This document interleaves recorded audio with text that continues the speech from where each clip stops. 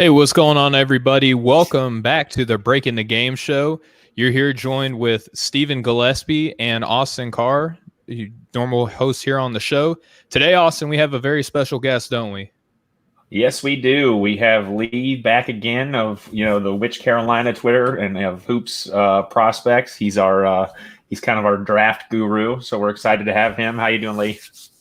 Hey, always a pleasure to join you guys. It's been fun to do these NBA draft segments and kind of reflect on the 2020 class. And we actually have some games now that some of these guys have played, so that's always fun. Yeah, absolutely. You know, we went from no professional film. Now we're starting to get preseason film, and you kind of take that, what you're watching with a little bit of a grain of salt, because not every team is giving their best effort. Not everybody's best players are seeing the floor. If they are, they're not playing a whole heck of a lot. So it's still fun though, right, Lee? Just to see the guys that we were drooling over for like the longest period of time ever of evaluating NBA talent. And now they're finally on the court. Yeah, it's just actually cool to see them in NBA uniforms and kind of, against the backdrop of familiar NBA players, and then kind of injecting all these rookies that, like you said, we've been consuming for months and months, and now we get to see how they shake out a little bit. Yeah, wholeheartedly agree. And Lee, real quick, this is the first time that we're having you on here on Dash Radio on the Nothing But Net channel, brought to you by Dash Radio. And we just want to let you take a quick minute, just to kind of introduce yourself to the people who may not be familiar with the work that you do. I appreciate that, and am always super grateful that you guys continue to have me on to talk draft. My name's Lee Branscome, at Which Carolina on Twitter, WHICH Carolina. I'm a former NCAA basketball coach and player, and now I've kind of pivoted into more of sports media, writing, and opinion making, I guess, if that's what you want to call it, about the NBA draft. So folks can find me on Twitter. They can find me at hoopsprospects.com. And they can find the Which Carolina podcast on basically any streaming platform. We've also just kicked off a YouTube channel that you can search Which Carolina and find too. So thanks for letting me always plug our stuff. It is greatly appreciated. And we love having you, Austin. This is your guy, right? Like when you're talking about draft prospects, this is a guy that you turn to get your information from. What's something that you can share to the listeners real quick about a guy that didn't catch your eye? Lee kind of turned you on to him, and then you were like, oh, great, like Lee's on his game.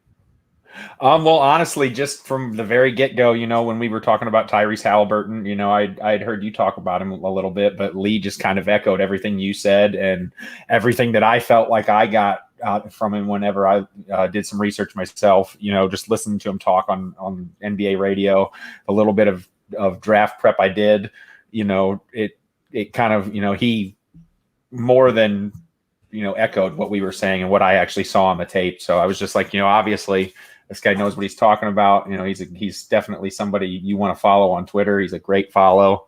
And he does a good job every week of making us look like we know what we're talking about. So, wow. Yep, wholeheartedly agree. All right, well, Austin, we got 8 teams that we're going to run through today, and Lee's going to give us his takes on each of those teams.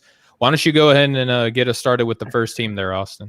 Yeah, the first team we've got on the list is the Philadelphia 76ers. They had 3 draft picks in this last draft. They took Tyrese Maxey, Isaiah Joe, and Paul Reed. What do you think of those picks there, Lee? Yeah, so I'll just start with the grade. I gave the Sixers a C. C's get degrees. It's not a disaster, but I wasn't overly impressed. Tyrese Maxey is a guy that I've, for better or worse, have probably gotten painted as being lower on him than the consensus. He was 31st on my board. I've said this before. If Tyrese Maxey proves me wrong, it's gonna be because he's just a dogged competitor.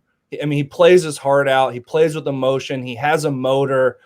So to that point, if he outperforms his draft stock, it's gonna be because of that kind of just infectious passion that he plays with, which I do appreciate and admire. I just don't really buy the shooting. He's more of a combo than he is a true point or true shooting guard. He can create, and he does have some crafty ability to finish around and under and around guys with English on his layups and things of that nature. So, and Philly needs to continue to kind of try and figure out the point guard position. So maybe they see some more unearthed facilitation ability than I do right now. I just wasn't massively high on him, although I get why Philadelphia swung at a point guard. But, Malachi Flynn and Peyton Pritchard were both there as well. Malachi Flynn played terrific for the Raptors the other night. Like Steven said, we can't really make too many conclusions from preseason, but it's a little bit of something. Isaiah Joe, I thought that was great value late in the second round. He was 39th on my board. Isaiah Joe is a gunner, and I mean that as a compliment. He attempted, I believe, the most threes per possession for any of the players in this draft class. So what I'm saying is he gets shots up, and he didn't have a super high 3-point percentage. I think he was mid 30s, but on the volume that he shot, that's really impressive. He's also a movement shooter. He doesn't have to be catch and shoot. He can come off a screen. Philadelphia needs to continue to add shooting, right? And then Paul Reed, guy I had 50th on my draft board. They got him at 58th. Unique defensive prospect. The offense is going to have to catch up eventually. He's not a shooter. He's a adequate ball handler at best, probably even less than adequate. But a guy who has a knack for making steals and blocks at the right time and has great size. So unique defensive prospect. All that kind of tie a bow on it. Gets a C for me. Yeah. Okay. Austin, how did you feel overall by the draft, brother? I like Maxey a little bit coming into this draft. I thought they got him at a pretty good spot. A lot of people were saying he could end up in the lottery. So to get him where they did in the early 20s isn't bad.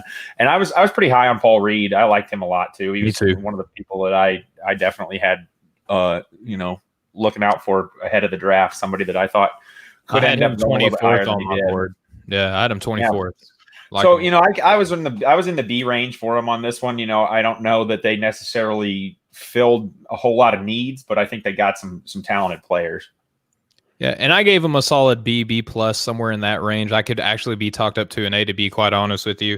Maxey was 25th on my board, right? I was kind of like you, Lee. I didn't really believe in his all-around game. It's hard to read in Kentucky, where he shared the floor with, two other guards that kind of, you can make that same argument against both of those two guys too, right? With like Higgins and Quickly. Yep. Isaiah Joe had him exactly at 49. He was taken at 49. So, they did great there. And then, like I mentioned, Paul Reed, 24th on my board, got him at 58. I just like his kind of do it all, Swiss Army knife. He kind of reminds me of Jeff Green in that sense, that he can do a little bit of everything, not anything like super well, but early on that was good enough for Jeff Green to be a really good NBA player. And I kind of have that same kind of notion to Paul Reed there, Lee. Yeah, I don't think I'd heard that comp. And I mean, Jeff Green, probably a little bit better of a playmaker than Paul Reed, the young player. But I kind of like that comp and had not heard that one before. So I think that's a good point. Yeah. Do you just buy his ability down the road to be able to stretch the floor a little bit more than I do?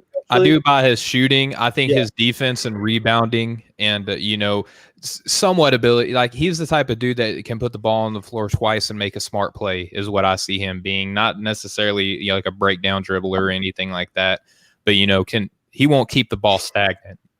Oh yeah. And from a defensive versatility standpoint, he is, that's his special skill, right? This guy could conceivably eventually be a 2 through 5 defender, obviously with a few exceptions in those matchups, but he's can really guard across the positional spectrum, which is valuable in today's NBA. Wholeheartedly agree. All right, now we're going to roll into the Phoenix Suns. They had the 10th pick. They had a busy offseason. A lot of curiosity surrounding who they were going to get with this pick, Lee. Did it go the way that you expected with them taking Jalen Smith? I think a guy that I think a lot of people like low-key liked as like a dark horse good player, but maybe kind of was overpicked, for my liking. How did you feel about him going 10th? Yeah, so I think this is kind of one of those situations where NBA draft Twitter and like nationwide fanhood kind of divert. Like, I think most people were surprised from a national standpoint that Jalen Smith went 10th. I do think he started, the closer we got to the draft, the more love I felt he got in kind of the Twitterverse world. I was really high on Jalen Smith. He was 11th on my board, so he just went one spot ahead of where I had him. He was a riser on my board. My base case for why Jalen Smith is a top 12 lottery type pick is the combination of floor stretching and rim protection. He's not only just like a pick and pop floor stretcher, like a lot of these kind of traditional fours that you see. He's a guy at 6'11" that Maryland would run, screen pin down action for almost as if he was a shooting guard. So you would see Jalen Smith set up under the basket for Mark Turgeon and have like a floppy set, 2 screens on one side, 1 on the other, pick the way you want to go, curl, fade, all these types of things. So as just kind of a movement shooter floor stretcher, as a pick and pop floor stretcher, and then on the other end with the ability to block shots, I like the bet on Jalen Smith for Phoenix. I think he's a much different player than DeAndre Ayton, which is a good thing. He is even a different player than Saric, although they have a little bit of skill overlap. So I like the fit. I love the long-term trajectory for his ability. I don't know how much he'll play right away because the Phoenix Suns are pretty loaded right now. But I think he's straddling that fence of maybe gives you some rotational minutes, but also might be a really nice piece in 2 to 3 years. That's kind of how I view him, but I love his upside. So I had him 11th, like I said, B+ for the Suns. Okay. Austin, what are your thoughts on this? I love the Jalen Smith pick. I just got done watching him kind of terrorize the Big Ten for the last couple of seasons. I'm a kind of a Big Ten guy when it comes to college. A double-double in the Big Ten to me always kind of signifies, you're doing something really well. Versatility, I think, is the name of the game here. Can do a lot of everything. He's 6'10". He's got a huge wingspan. He's good enough defensively right now to kind of, I think, come in and make an impact for that team. 0.67 points per post-up possession on defense is what he gave up this last year in college. So, that's in the top like 75% in the country. So, that to me says that he's somebody that I think can come in and at least make a little bit of a difference on the defensive end, maybe right away for this team. And we saw kind of their turn towards defense a little bit in the bubble. They played some guys that maybe were more a little bit defensive minded than offensive necessarily. And I think that was kind of a recipe for success for them, obviously. So I like the pick a lot. I gave them an A for this pick, actually. I think they did a really good job taking Jalen Smith. That's all fair. I gave them a B-. I think that experimenting with Halliburton, on this team would have been something really interesting, especially if Smith isn't going to get much playing time. Really think Sadiq Bey would have also been a really good pick here. Both of those guys were available. I had Smith 18, and he was kind of a guy that, like I was alluding to earlier, I really liked him. I think that he could have been like a dark horse guy, but I just feel like he was overvalued by the Suns. And to me, it didn't make sense that, they're kind of in a win now mode. Chris Paul, maybe he's got 2 seasons in him where he's going to be really productive. So getting a guy that's not going to immediately contribute, I don't think kind of fit their timeline. But ultimately, I like the player. I like the team. I like the coach. I like their development. Ultimately, just gave him B-. I just felt like they kind of overreached on him a little bit there, Lee. Yeah, I think that's a fair point in regards to, who else was still on the board? Yes, I love Jalen Smith, and I think it's a terrific pick for all the reasons I laid out earlier, but I do think that's a fair counterpoint. Sadiq Bey would have been a really nice fit in Phoenix. Even Kira Lewis Jr. or Tyrese Halliburton would have been a decent fit in Phoenix, especially with Ricky Rubio out the door. Even though you have Chris Paul, like you said, Chris Paul's not going to be there forever. And Devin Booker, DeAndre Ayton, Cam Johnson, Bridges, all these guys, they still have a really young nucleus, even though they added Chris Paul. So I think that's a fair counterpoint.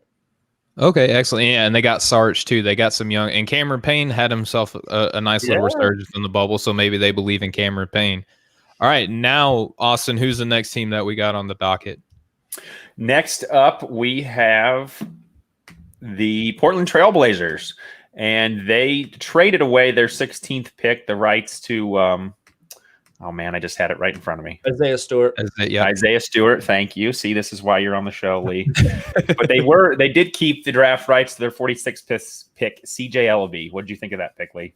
Yeah, so CJ Ellaby was a guy that I did not fully dive into until really late in the draft process, just for whatever reason. You're trying to get through all these guys, and I had never caught a game of his while evaluating Pritchard or Okongwu or Chris Smith or any of those guys. So once I started watching him, he gave me enough in the first game that I evaluated. I'm like, okay, there's a little bit of something here. He's not only does he have a little bit of a strange physical appearance, but he's also kind of a strange player. I mean, he's a 6'6" wing that doesn't really do anything great, but also doesn't have a glaring deficiency. Like, he's an average athlete. He's a solid shooter. He can play make a little bit. He gets in passing lanes on defense. He shows some basketball feel and instinctual kind of two-way stuff. So the more and more I watched him, he climbed onto my board pretty quickly. So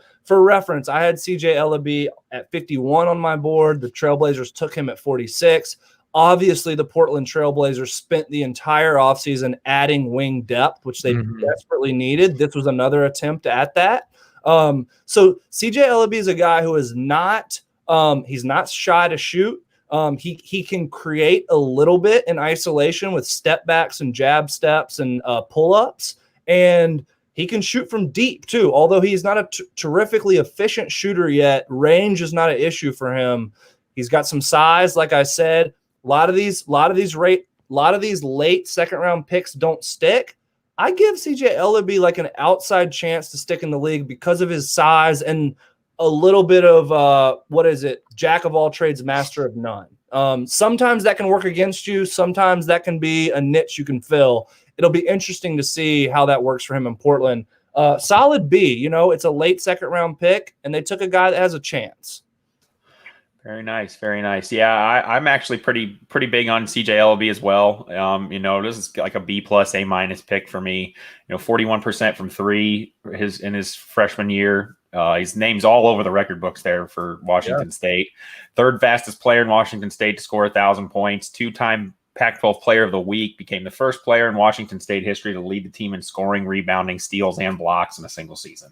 So, you could make the argument that he's the best player to really ever come through that school. And an interesting little thing is Klay Thompson. Okay, yeah, Klay Thompson. Yeah, I forgot about him. All right, I'm just saying. Right, I forgot that's where he went. Thank you.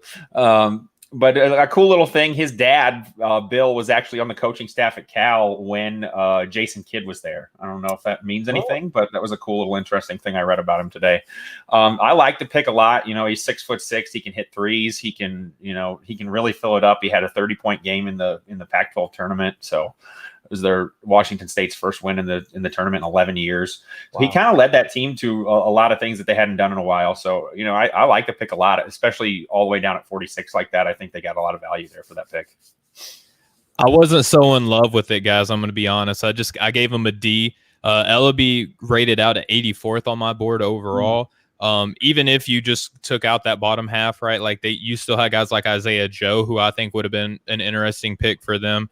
Cassius Stanley, I think, would have been an outstanding get for them as well. And then even taking a stab at a guy like Jay Scrubb, when you just mentioned that they already got a lot of their guard depth or forward depth there, and they also got their front court depth. I would have really liked to see them go after a point guard here. I mean, they just must be all in on Anthony Simons being able to take that next step.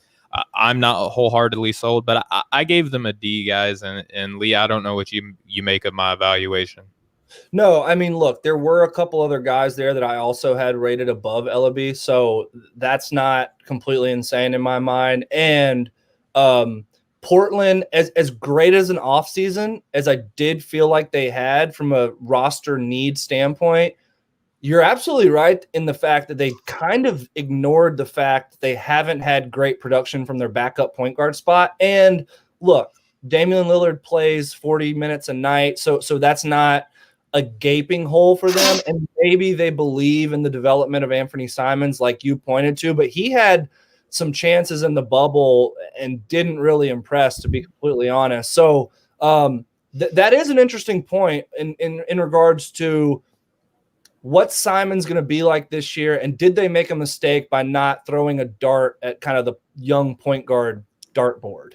Yeah, they didn't even do it in free agency either, which to me, it was just like that. Maybe they're going to run, McCollum a little bit more at the point than what we're used to seeing. And they do that some, if Dame's off the floor and it's minutes where CJ isn't resting, of course he can kind of primary operate, but they can run it through Nurkic too.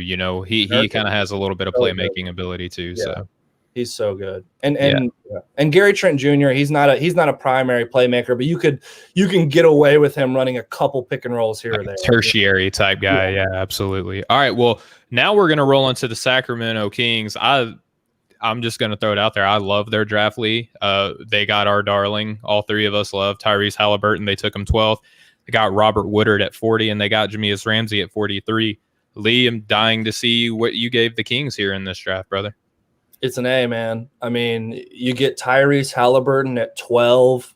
I thought he was second on my board. I've done multiple Tyrese Halliburton rants on this show, so I'll spare you guys that again. But look, I mean, the other night, even in his first preseason game, he didn't put up eye-popping stats, but he played 20 minutes, and you were starting to see the indications of that Jedi level two-way instincts that he showed at Iowa State. I mean, he had a steal that led to a dunk. He was getting in passing lanes. He was hitting guys in the numbers with some impressive passes in the half court.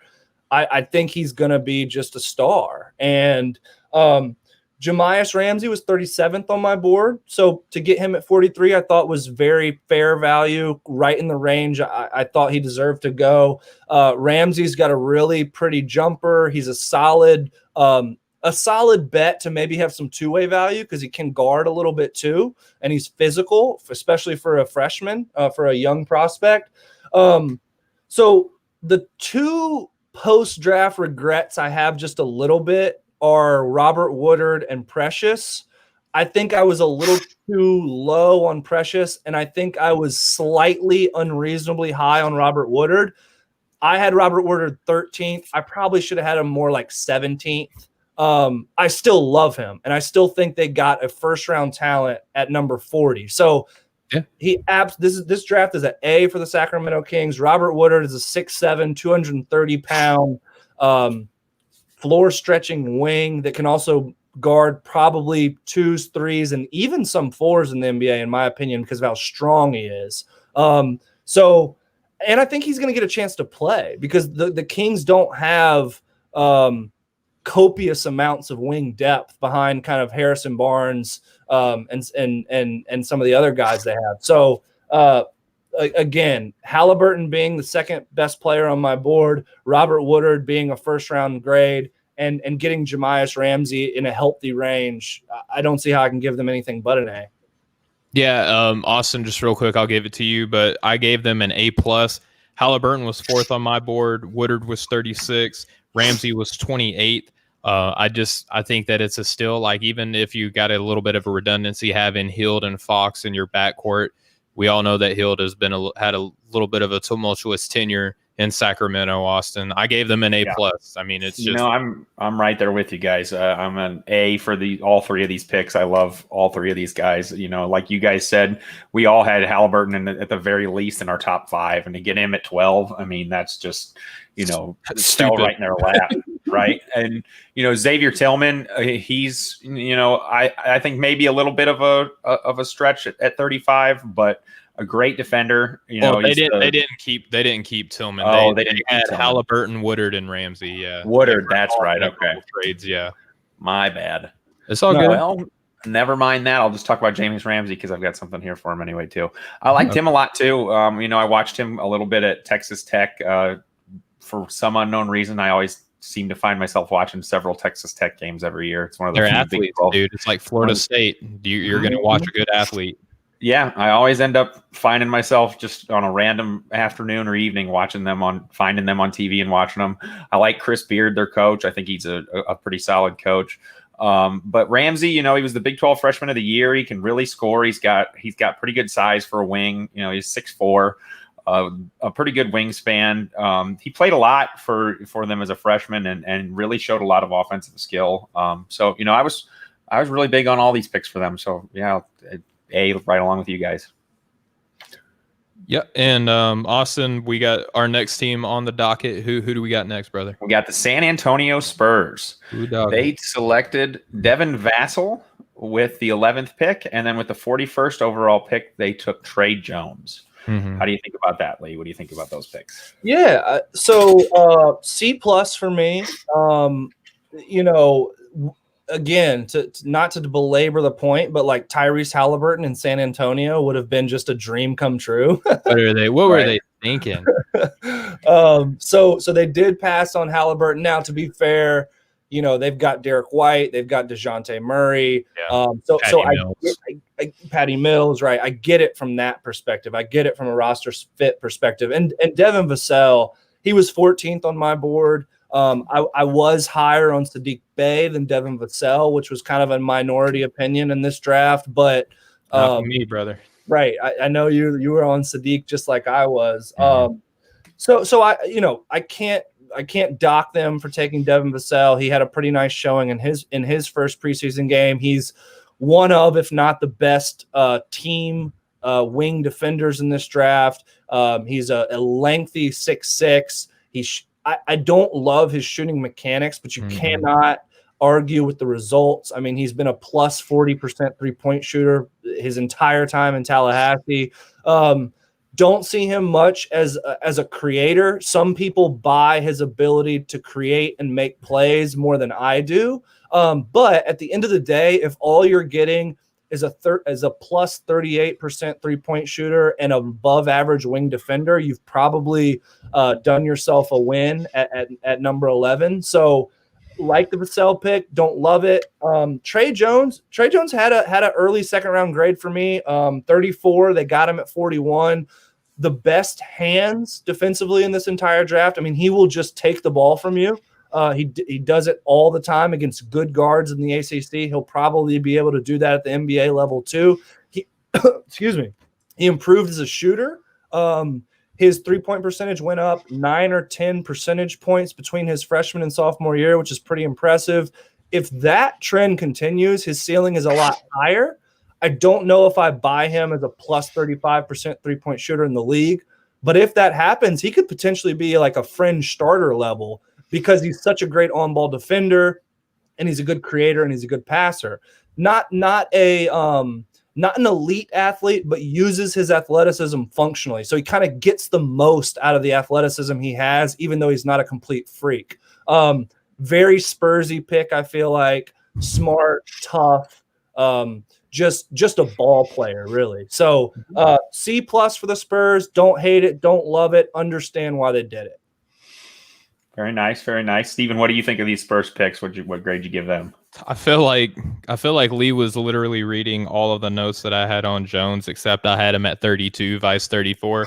But all the same, I even wrote in my notes like he's a very Spurs guy.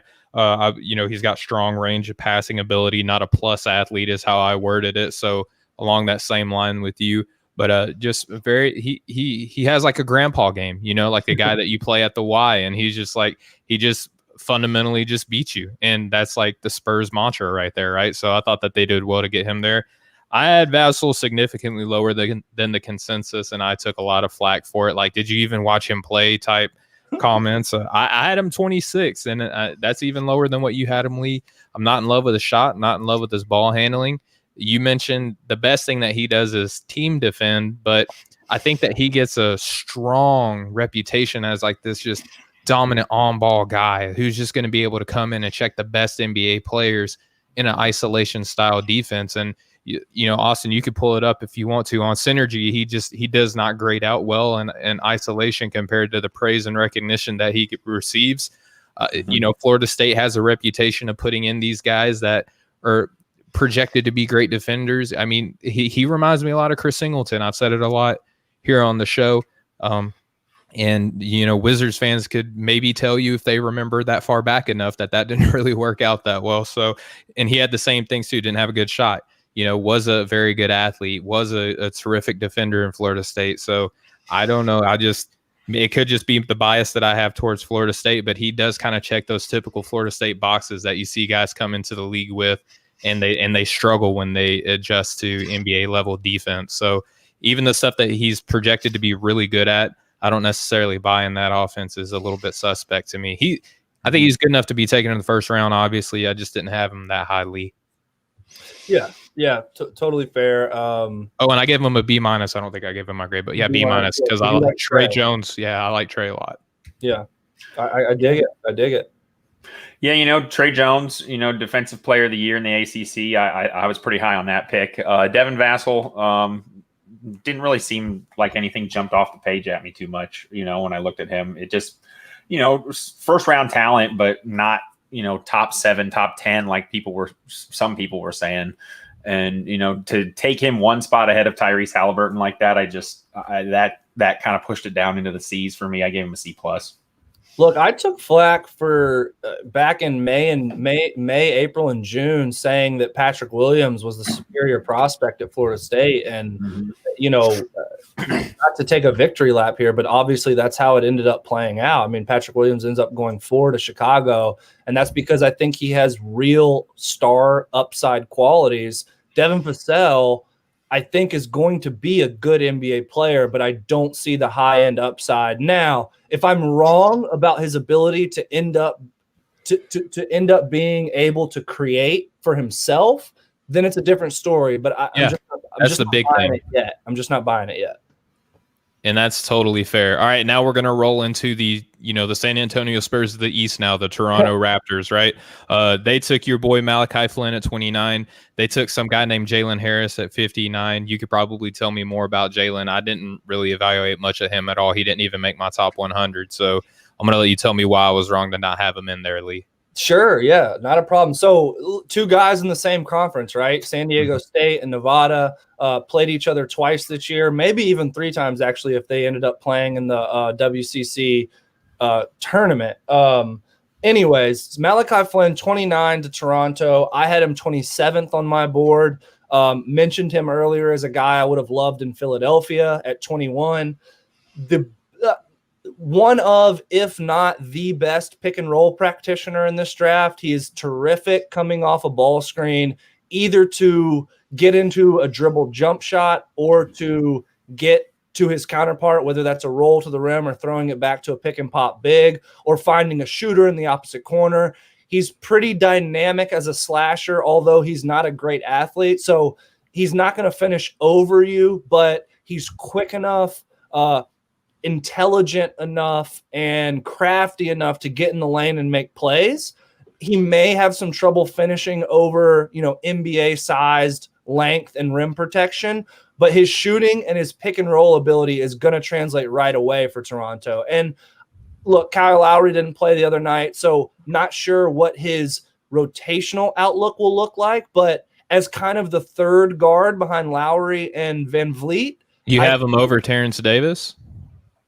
Well, Terrence Davis, I think, is more of a floor stretcher than he is a primary ball handler. So, yeah, I mean, you're going to see Terrence Davis at the wing for sure. I think Flynn and Terrence Davis can play together in the second unit. You'll see a lot of Matt Thomas, too, who's another floor stretcher. Mm-hmm. So I thought the Malachi Flynn pick was terrific. It totally seems like a Masai Ujiri pick, get them in and develop them. If anybody can develop small guards, it's the Raptors staff. They have anybody at all. Or anyone in general. Yeah, that's a great point. And yeah, let me tell you about Jalen Harris a little bit. So 6'6" wing from the University of Nevada, just a firecracker as a scorer. I mean, he's a wing that is wired to score. Pretty good on ball creation. Like, he's not going to be your primary guy, especially not at the NBA level, but he absolutely dominated the ball at Nevada at times. Just had some massive games, 35-plus games in league play, especially towards the end of the year. He can really shoot it. Defensively, he's adequate, but he's thin, and he's not an elite lateral mover. So what I'm trying to say is, like, positionally, he does a good job. He's in the right spot. He knows how to stunt. He knows how to help. He knows how to be weak side, backside help, those type of things. But he's not going to blow you away as like an on-ball just pest or anything like that. So Jalen Harris, I don't think we'll see a ton of him this year because of the wings that Toronto already have and have already been developing.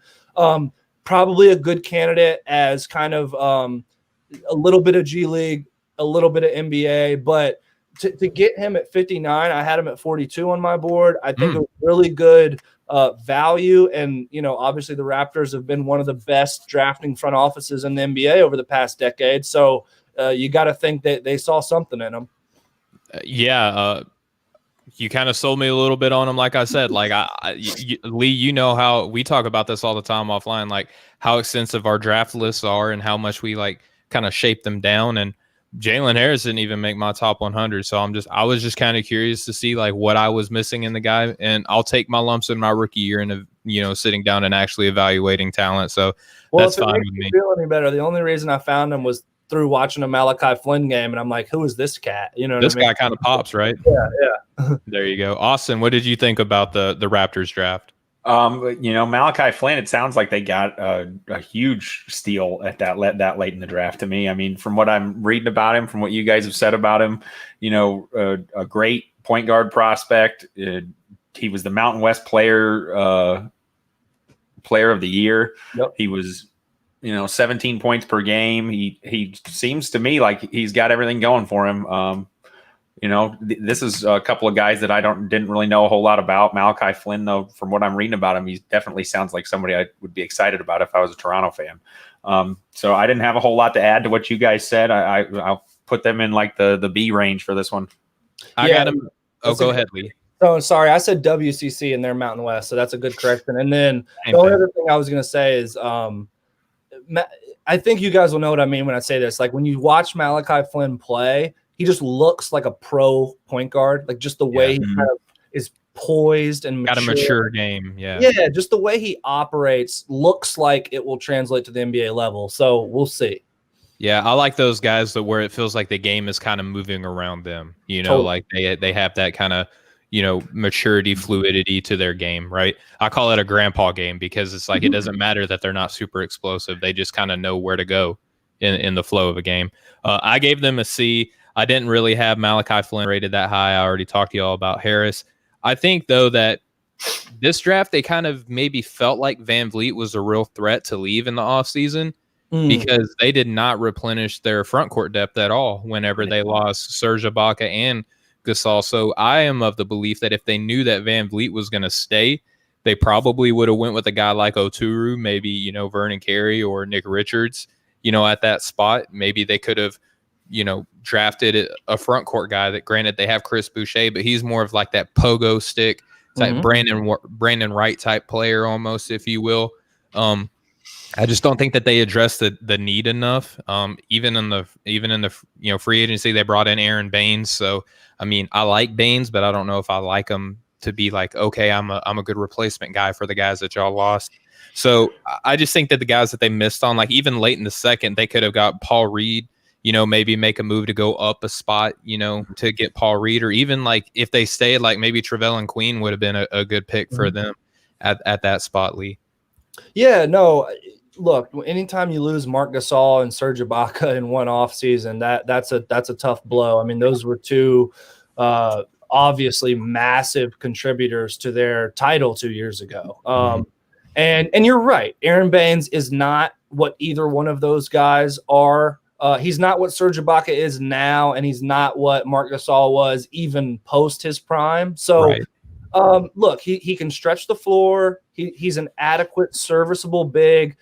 They obviously are betting on Chris Boucher's development, and that's going to be, I think, a pretty big X factor in their year this year, especially when it comes playoff time. If Chris Boucher is not serviceable, that Raptors rotation is going to get really thin, and it was really thin last year. They really only had 7 guys they could play when it got down to super important crunch time.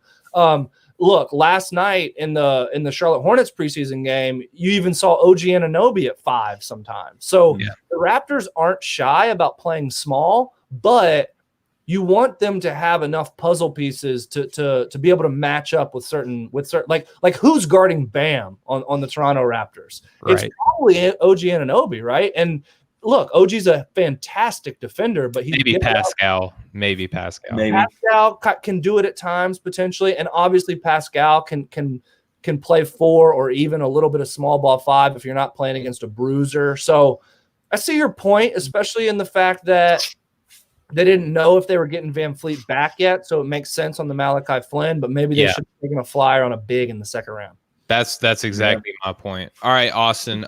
Who's the next team we got? We don't got too much time. We got two more teams to go through, so we'll kind of go through the lightning round here. My last team for you, Lee, is the Utah Jazz. They took Udoka Azubuike with I believe the 27th pick. What do you think of? And they got Elijah Hughes at 39 as well. Austin. There you go, Elijah Hughes. Yep. Yeah. So look, frankly, I have not had to rip very many teams for their draft selection, and I'm going to go ahead and do it here. I gave the Utah Jazz a D. Give him an F-, so I feel you. I could have done that. I mean, Elijah Hughes saved it a little bit for me, but Udoka Azubuike at 27, I had him at 56. I had him at 65. Yeah, I thought he was draftable because he's just a complete physical specimen. He brings – look, if the game didn't have a fast break component, if it was just walk up and down on half-court defense and offense, Udoka Azubuike might be an all-NBA player. Problem is, the game isn't that way. You have to be able to run up and down the floor, and he can't do that yet. They already have a all-NBA center, so I just don't understand reaching for Azubuike at 27. You probably could have got him at 38 or 39 too. Could have, for sure. They did the same thing at 38. They reached for Saban Lee, a point guard out of Vanderbilt, who I liked, actually. I almost had Saban Lee in my top 60. He was just right outside of it. But he ended up in Detroit. Saban Lee did. Saban Lee ended up in Detroit? Okay. Yeah. Mm-hmm. Oh, that's my fault. Well, no, that's okay. I like Saban Lee, but not at 38. Okay, so Elijah Hughes at 39. This did save it a little bit for me. I had Elijah Hughes 24th, so late first round.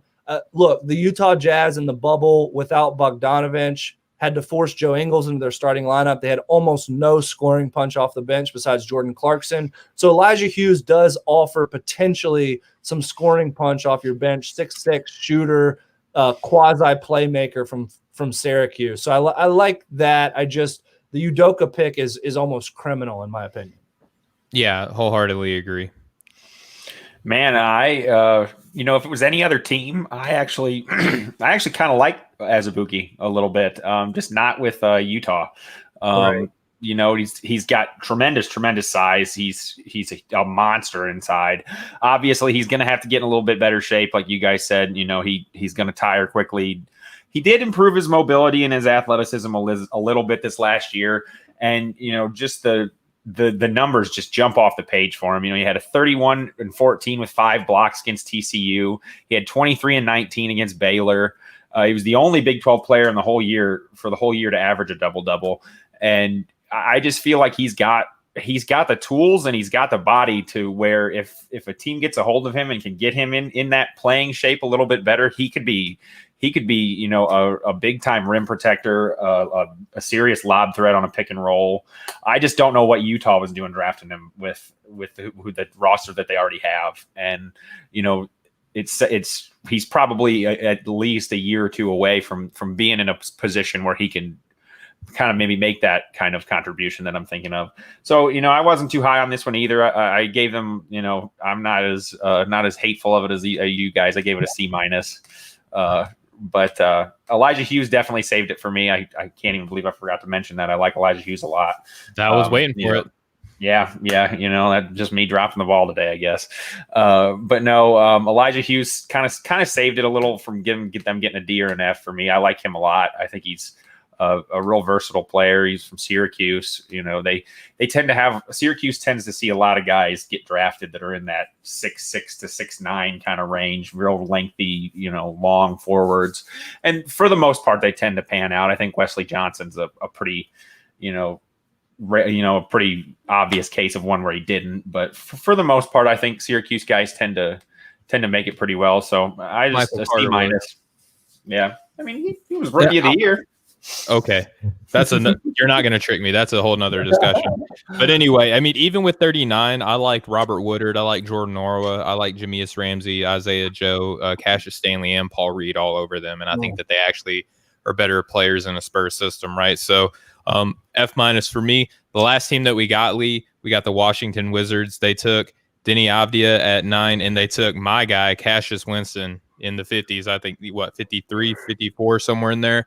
And, so obviously I'm going to like this draft a lot for them. What do you think, Lee? You saved the team that picked your boy for last. I like how you did that. It's alphabetical, dude. It's not like I did that on purpose. Yeah, I gave the Wizards a B. I really liked the Denny pick. I thought they got good value for him at 8. Denny was 6th on my board overall. Look, Denny is not going to be a great stick him in the corner, let him stand there and stretch the floor guy. But in Washington, hopefully he's not pigeonholed into that too much. I like to think, especially potentially with their second unit, he gets a little bit more of kind of a motion offense standpoint, although there are certainly going to be times where he's going to have to be just kind of that tertiary option with Beal and Westbrook. Shooting mechanics, I believe in, although the percentages certainly aren't there yet. So from a statistical standpoint, I can't really point to concrete evidence. I just like what I see from his shot and how it's developing. Solid defender, can grab it and go, can push in transition, a big 6'8" wing that has some unearthed playmaking ability. You'll see some impressive kind of like touch feel passes from him. So I like Denny a lot. I think it's a good fit in Washington. I think he's a complementary piece to some of the other players on their roster.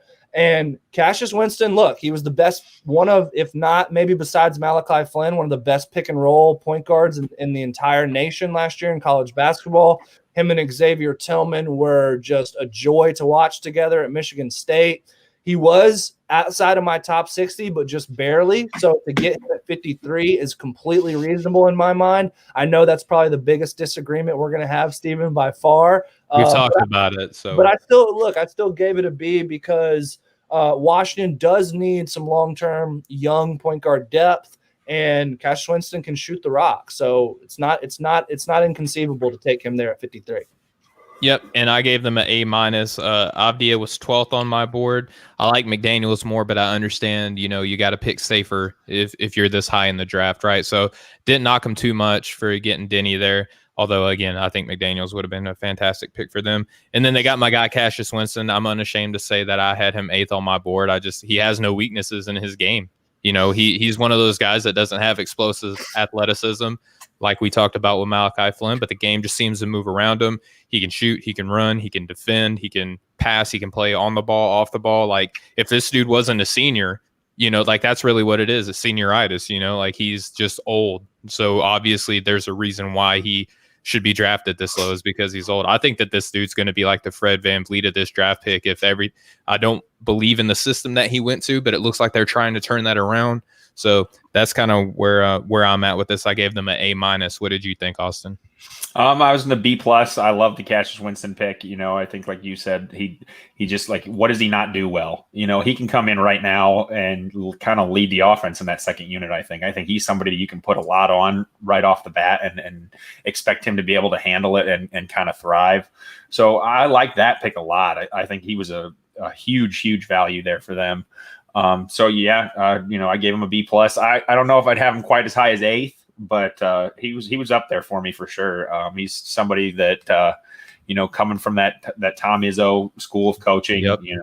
I just think he's going to be ready for a pretty big role right off the bat. So I like their picks a lot. I gave him a B+. Excellent stuff. Well, Lee, man, that wraps up there are 8 teams that we had left for this, and actually wraps up the draft segment. Would love to have you on, in the future to talk about guys that are looking to come in for this, upcoming draft class, and it's full of a lot of talent. Before we let you go, man, we just want to first off just say thank you for joining us here on the Breaking the Game show, brought to you by the Nothing But Net channel on Dash Radio, and just let you kind of plug some of the stuff that you have in the works and let the people know where they can find you again. Thanks, guys. This segment that y'all put together and kind of this series of NBA draft reactions have been a blast. Would be happy to come back anytime to talk NBA or kind of early 2021 NBA draft. Obviously, folks can find me on Twitter at Which Carolina, and they can find me on hoopsprospects.com as kind of a featured writer. I've got a Charlotte Hornets season preview article coming out. I've got a NBA Eastern Conference preview article coming out. We've also started our Which Carolina YouTube channel, which you can find, and I've got our most recent interview and podcast there. And of course, you can find the Which Carolina podcast on any streaming platform. You guys are the best. Y'all have a terrific network, a terrific show, and keep the content going because I know you guys are growing and deservedly so. Thank you so much, man. That means more to us than you'll probably ever know, yes, man. Right, Austin? Yeah, definitely. We say it all the time, but like Steven says, it's not lip service. We love any kind of feedback we get from anybody. We love having you on the show. Spoiler alert, I am already working on my 2021 draft big board. So now we're taking the training wheels off. I'm going to be up there with you guys next year. So I love it. I've already dove into a few guys. So, you guys have inspired me to kind of up that portion of my game a little bit. So, I'm excited to be able to kind of hold my own with you guys next time on this. Excellent stuff. And you've done great already, Austin, rightly. Well, thank you. Awesome. All right. Well, Austin, before we go, man, just any basketball related material that you have in the works or, kind of let people know where they can find you. Well, you can find me at Off the Ball Network. You can find me on Twitter at AustinCar10. We're on Breaking the Game, BTG NBA Pod on Instagram, Twitter, Facebook, YouTube, our website. We're on Dash Radio everywhere. I am still working on my series called Did They Do Enough? And I'm excited to hopefully here soon get done with our tiers that Steven and I did, our rankings of NBA players. So I'm excited to get back into that. And yeah, that's pretty much everything basketball-wise I've got going on. Excellent stuff. And as for myself, you can find me here, at Steven BTG on Twitter, at Steven W. Gillespie on Instagram. Austin already plugged the show's social media handle at BTG NBA Pod. Anywhere where you have social media, you can find that show. Please go to offtheballnetwork.com for all of your sports needs. And I have an article up on offtheballnetwork.com where I brought up basically how everyone is talking about how COVID is a real thing, and everyone's evaluating how all the teams did in their off season, but no one's really combining the two. So basically, I just wrote an article on things that you need to consider when you're writing out your predictions that maybe you're not really focusing on right now because it's not really being pushed out by the media. So please go there to check that out. But Lee, again, thank you so much for being on the show. It means the world to Austin and I that that you enjoy talking with us as much as we enjoy talking with you, man. Y'all are the best, man, and I can't recommend y'all stuff enough. So anybody out there listening, flock to the content on Breaking the Game and Off the Ball. Excellent. Awesome.